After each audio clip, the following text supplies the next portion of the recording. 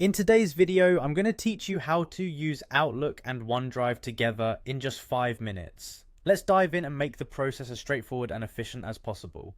First things first, you need to log into your Microsoft account. This will give you access to the suite of applications, including Outlook and OneDrive, that we will be focusing on today.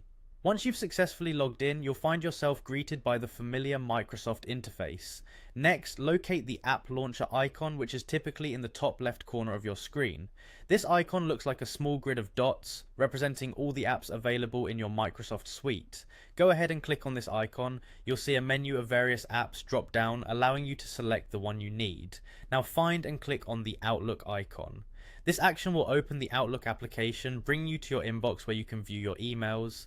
The next step is to compose a new email, so locate and click the New Mail button.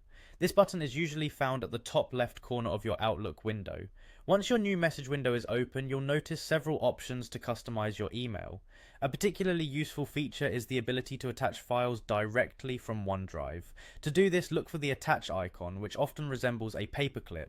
Clicking on this icon will present you with a few options. Select the option for OneDrive to proceed. This action will redirect you to your OneDrive files, allowing you to choose the document or file you want to attach. Browse through your OneDrive storage, and when you find the file you need, simply click on it. After selecting your file, you'll see a drop-down symbol next to it.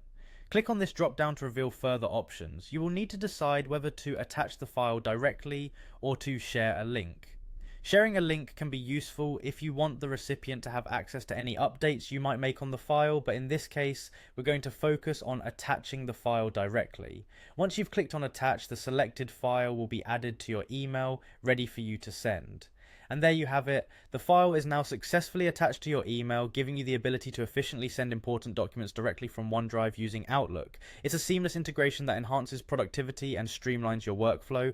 And with that, you now know how to effectively use Outlook and OneDrive together. Happy emailing!